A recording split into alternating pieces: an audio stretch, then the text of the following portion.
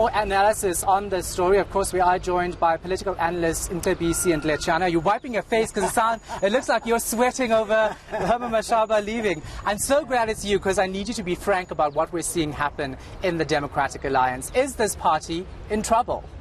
Deep trouble. I think it has taken a step backwards.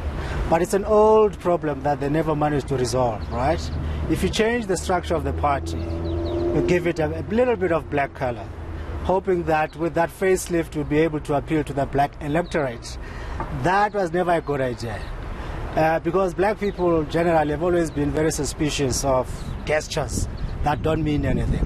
What they needed to do, which they've been discussing for quite some time now, are policies.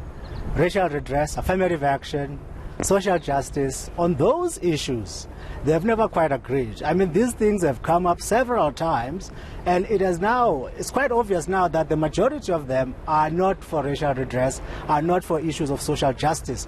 So at some point, right, this thing had to give, because they were also kind of straddling the issue. Yeah. They want to attract black people, but they don't speak to issues that impact on black people. So their rhetoric was somewhere in the middle, because, to be frank, the white electorate is also looking for some reassurance, yeah, that they don't go too much into social justice issues, racial redress, because some of them are not keen on that issue. Yeah. So they were forging this idea, this whole matter, and when it came to issues of land, the DA Musi would say, well, we like the idea, but we don't like the proposed methodology, yeah, which put them somewhere in the middle, right? In came the EFF Plus and said, we will defend you. We will do the same thing that Tony Leon did for you in 1999, fight back. And that message resonated to some of the conservative white voters. Yeah. So let's talk about Herman Mashaba leaving this position. Where does that put the DA going forward, and especially when it comes to controlling this city?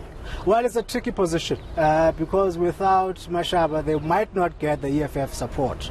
It leaves the ANC in a pretty good condition. If the ANC can bring the IFP, AIC and Al-Jamaa, then they're good. They can take it. For the DA, it will be tricky, especially because the EFF is quite adamant on Mashaba. And overall, you hear outgoing Mayor Herman Mashaba talk about race issues in the party, about pro-poor policies which he fought for, that the party doesn't stand for. Where does that leave them in the next election then? It's a policy crisis. If you want black people, you have to speak to issues that affect black people. It's not enough to parade black faces, yeah, right? So that is the hypocrisy that has come to haunt them now, right?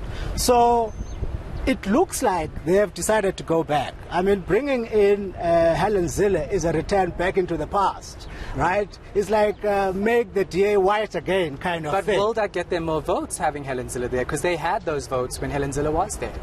Well, Helen Zille, we have a different Helen Zille, a very conservative True. Helen Zille now. Then she appealed, she made a lot of gestures towards black electorate. She changed the face of the party.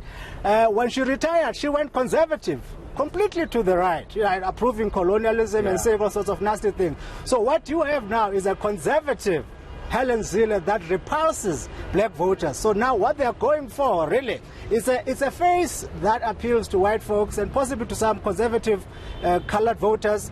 What she's going to do is to make the DA white again, period. All right, thank you so much for being so frank on that. I appreciate it.